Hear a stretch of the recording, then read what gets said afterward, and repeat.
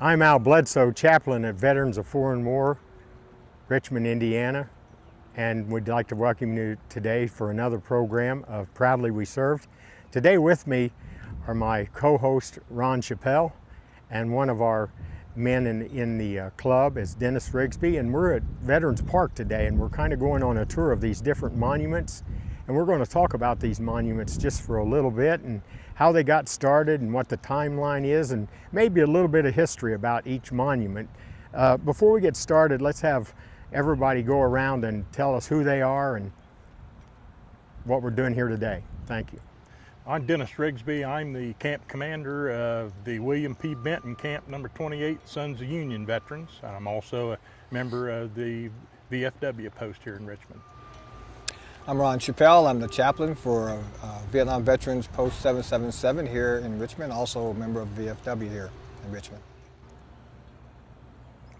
To get started with today, let's talk about this first monument that we got. This is a Civil War monument. Dennis, can you tell us when this thing got here and how exactly it got here? Well, it was dedicated in 2008, and we were approached, the Sons of Union Veterans were approached by Gary Franklin and Miles Manning, and asked if we would like to participate in getting a monument to honor the Civil War veterans from Wayne County. So the circle and the bricks were already here, provided by the Memorial Park, but the monument was provided through donations and money that were received just from the Sons of Union Veterans. We had no outside donations. We didn't ask anyone. We provided the monument on our own. So did you have somebody make this monument? Yes, Sam Morelli's actually poured this monument for us, and we ordered this. It's a Parrott rifle. Okay. This is a 3/4 sized 3-inch Parrott rifle, which was common used in the Civil War, and we ordered it from Hearn Iron Works. It was cast in Idaho. Okay. And was shipped out here, and it was an interesting note that the bricks wouldn't support a truck driving up on it, and so we had to have veterans with slings and ropes hand carry this cannon and set it in its cradle. So how much does this thing weigh? Well, I don't know. It's well over 1,000 pounds. Oh my goodness! So I would have never thought that. So it was an experience down here just to see the veterans help manhandle this this tube into place. Something I noticed when we come over here today, and I couldn't help but notice, is the bricks in front of the monument. What do those names mean there? There's 4 or 5 of them, I think. These are bricks that have been purchased by individuals to honor their Civil War ancestors, and some of them have just the name, and other ones have the units that the gentleman served in during the Civil War. And I think there's also in front of each monument through the park, there's the same type of brick, and the families honor their veterans. So these are Wayne County people? Yes, that is correct. Or Wayne County ancestors. Let's move over here to the Spanish American Monument for just a minute. Let's talk about that for just a little bit.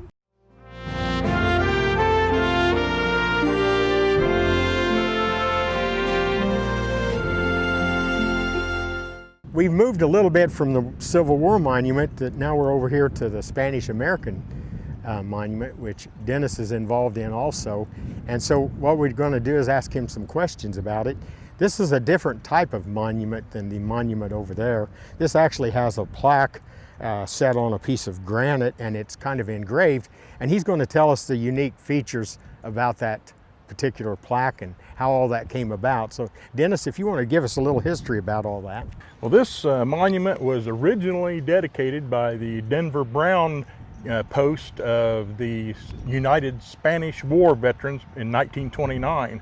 And this originally sat at Glen Miller Park at the end of the sidewalk at the administration building. And it was amongst the flower beds, and you couldn't really see this monument. So we worked with the Parks Department to see if we could move this monument down to this location where people could see it. And we're proud to have this here. This plaque, both the plaques here are brass that were originally made from recovered brass from the USS Maine that was sunk in Havana Harbor in 1898. And we're proud to have this monument here, and it was dedicated by the at Denver Brown Post, which is no longer in existence. So the Sons of Union veterans have just kind of taken over the Spanish-American War records and their monument keeping.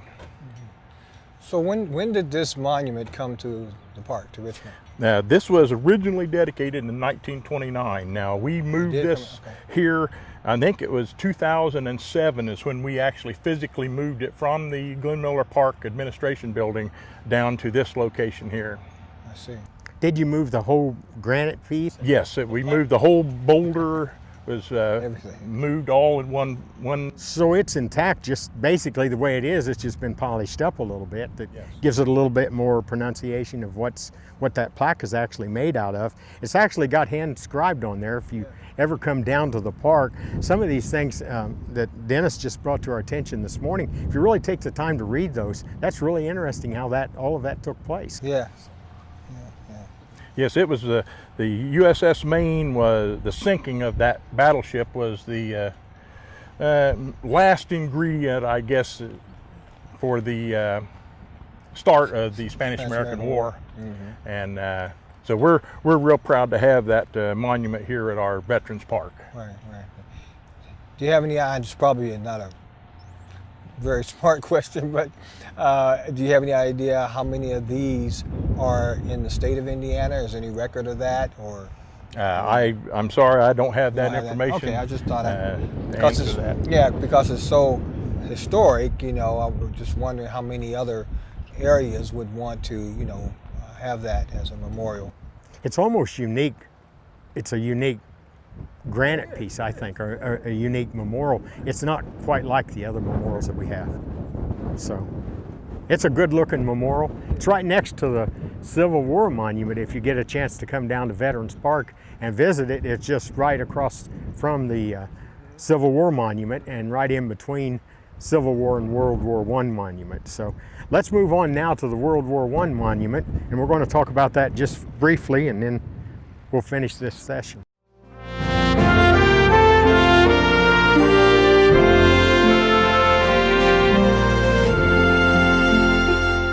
We're now at the World War I monument with Dennis, and I was just noticing some of the engraving that's on this monument.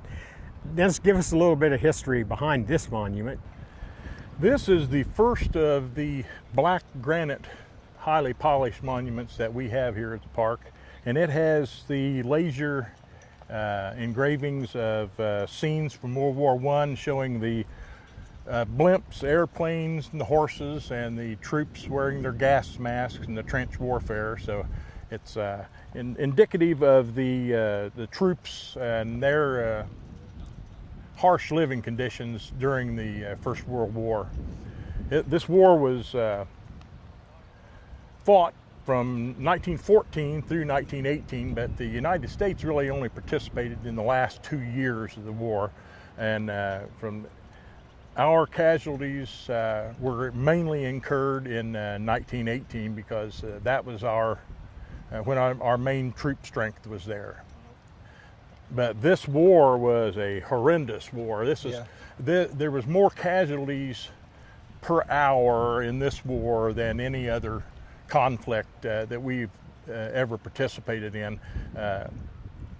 The tactics did not keep pace with the ammunition and weapons, and they were using Napoleonic tactics of lining men up in straight rows, and they were getting mowed down with modern machine guns. Yeah. So it was a horrendous war, and I take real pride with this. Both my grandfathers were World War I veterans, which now they are all gone. We've had, I think last year was the last World War I veteran died, so we're honoring them. They've all marched into history. It's amazing to me that from 1917 to 1918, 116,000 men lost their life. That's almost unthinkable. I mean, I just can't imagine that. I just can't imagine that. But they have beautiful engravings on this. If you get to come down to the park and see this, it's engraved on all four sides and shows the troops and the doughboys in action there at World War I. You know, I would think that probably a contributing factor would also be that we didn't have then the medical capabilities that we've had in succeeding wars.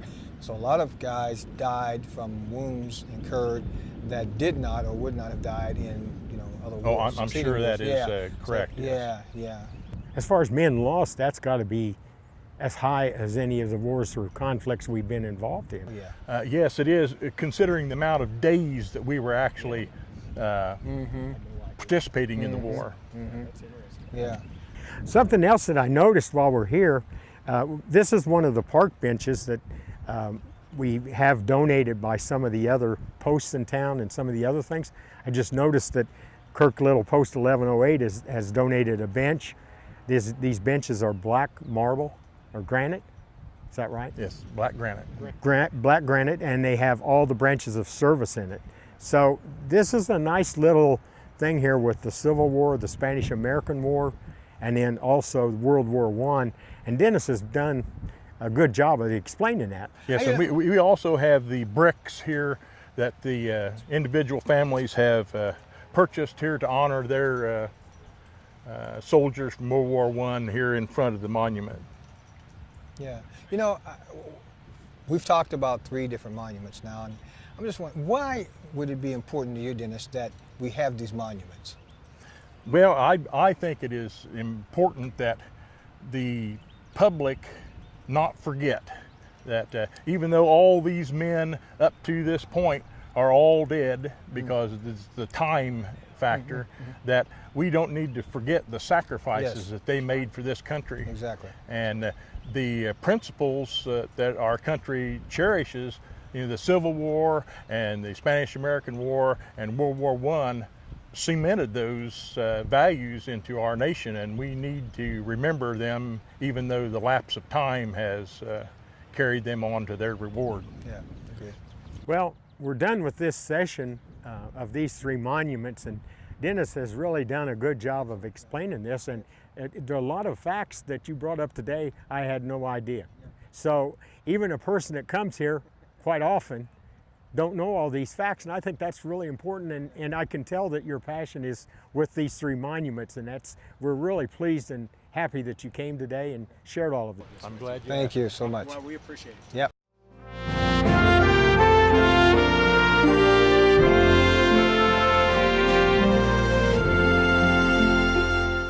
I'm Al Bledsoe, chaplain at Veterans of Foreign War, Post 1108, Richmond, Indiana. And I'm here today at the Purple Heart Monument. We're continuing our walk in the park and visiting our different monuments. My co-host is with me today, Ron Chappell. And I'll let Ron introduce himself, and then our person that's going to represent the Purple Hearts, we'll let him speak to that. I'm Pastor Ron Chappell. I'm the chaplain for Vietnam Veterans Post 777 and a member of VFW Veterans of Foreign War Post 1108. I'm Jim Jordan, and as you notice, as you go through the walk in the park, this is the only monument that has a different color. My stone is red for the blood they shed. The medal I bear is my country's way to show me they care. That was written by George Washington, and let it be known that he who wears the military order of the Purple Heart has given his blood in the defense of his homeland and shall forever be revered by his fellow countrymen. Purple Heart is the oldest military citation. It was originally known as the badge of military merit. And here again, that was designed by George Washington, which became our president, and it was with a purple cloth that you wore on your left breast. And that was done in 1782. It took like a 150-year break, military speaking, that it was basically forgotten. And on Washington's 200th anniversary in 1932, Purple Heart Order became known. And as time went on, there was discussion over what the Purple Heart should look like and who can receive the Purple Heart. At one time, and this was under Truman, it was given to any civilian that was working in conjunction with military. And as time went on, it became under Kennedy that it would be taken away from the civilian population. The Purple Heart is a number 2 under the Bronze Star. It has a purple background, and in the top part of it, that is Washington's coat of arms, and there's 2 leaves on each side of it. Jim, I've known you for some time, and I know you don't talk a lot about this thing with the Purple Heart.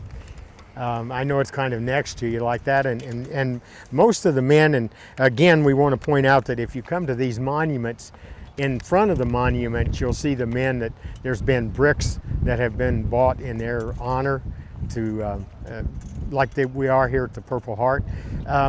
You don't speak a lot about the Purple Heart. Why is that? And we've known each other for years, and yet we don't really talk about that much. Well, it's something that happened in my lifetime.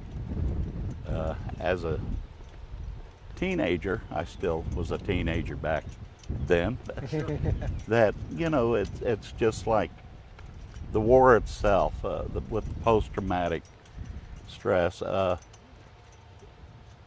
I never forget about it. I think about it daily. I'm down here at this park almost daily. Reflection back of people buddies, friends that you lost, that were wounded. But it's just something that I don't care to talk about. It's like when you go to these schools and all these kids want to say, "Did you ever kill anyone?" Well, Yeah. you know, the thing is, people die in war. And, you know, I'm not going to stand here and say I didn't or I did. People die in war. I was wounded twice. And it's just something that I get kind of emotional about. The first time I was wounded and what had happened that day, the friends that I lost, and it's just something that I don't talk about any of my medals or anything like that. You know, you make a good point, though.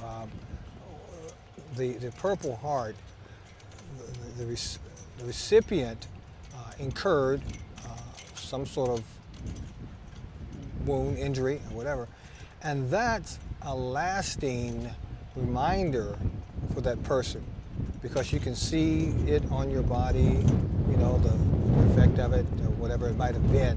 So it's a constant reminder. So I applaud you, though, for your strength in wanting to promote the monument, keeping the idea of it alive, in spite of the fact that it's obvious that there are still wounds that you carry in relation to this monument. And people need to know that. People need to know that, you know, am I making sense? Yeah. Yeah.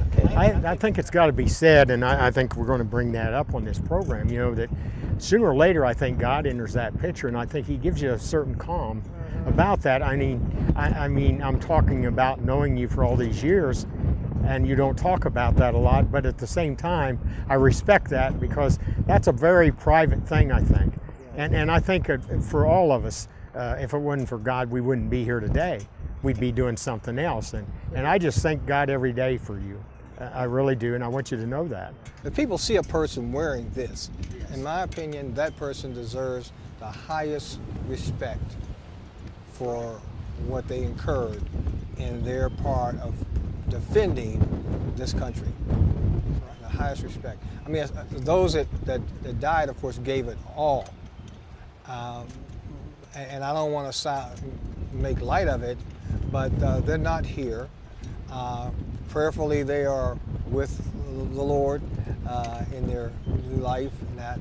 But for the guys that are still living, guys and gals that are still living, that still carry this with them, you know, people need to acknowledge them for what they gave and what they did. So I applaud you, my brother. I do. Thank you. Yeah. It is one of the higher respected medals that you can receive. Of course, you have the Congressional Medal of Honor. Yeah. You've got the Distinguished Service Cross. Yeah. And I can't remember the website, but anyone can Google in military medals, and it'll give you a listing of what medals are that the military has, and it will tell you how they were kind of earned, so to speak, if that's the correct way to put it. Yeah. But it's just one of those things that I don't talk about a lot. And there are times when some of us guys are sitting together and one of those anniversary dates. But I'm privileged, so to speak, to have one. But on the other hand, I look at what happened to me and what happened to, and we were no further than this far apart. Yeah. So Yeah. I was lucky. The heroes are gone. Well, I think we're lucky to have so many Purple Heart recipients in Wayne County. I think it's just a real tribute, and like he said, these guys really deserve that extra little bit of gratitude. That if anybody deserves it, like he said, if it wasn't just 2 feet, he wouldn't have been here. Those things are just, to me, that's amazing how all of that can take place. And I want to say again that it's been a real honor to have you as a friend, and it's been a real honor to have you here today. And I know it's, you know, with all the things that are going on in your life, it's kind of hard to do sometimes, but I want you to know this guy appreciates it. Yeah. Thank you. Yeah.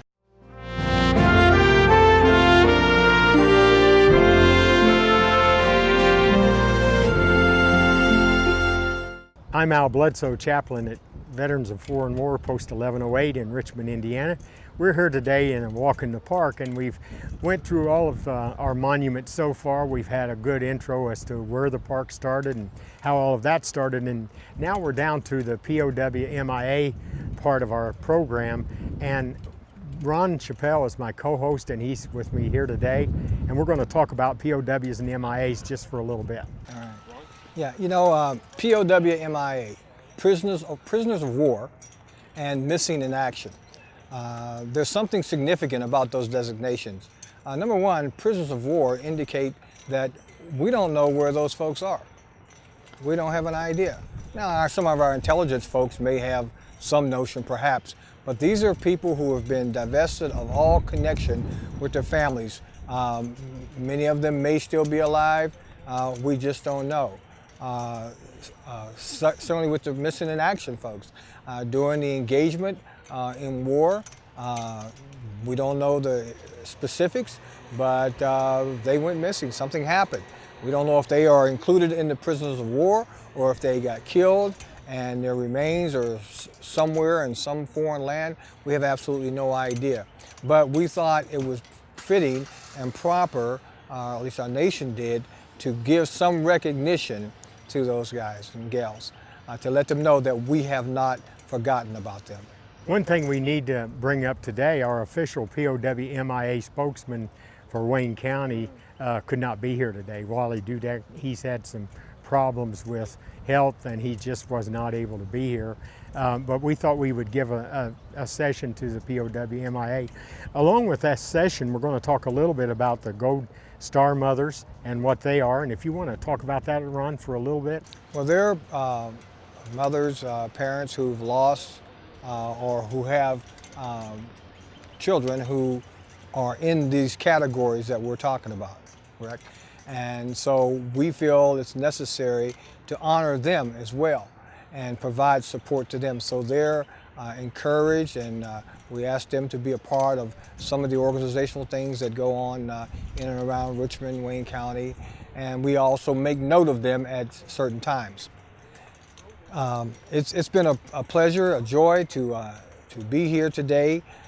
Again, I believe that this monument certainly deserves recognition, and we need to promote it more around the community to let people know what this monument is all about. And we pray that wherever our brothers and sisters are that are in this category, that somehow that God is with them and helps them to be able to get through it.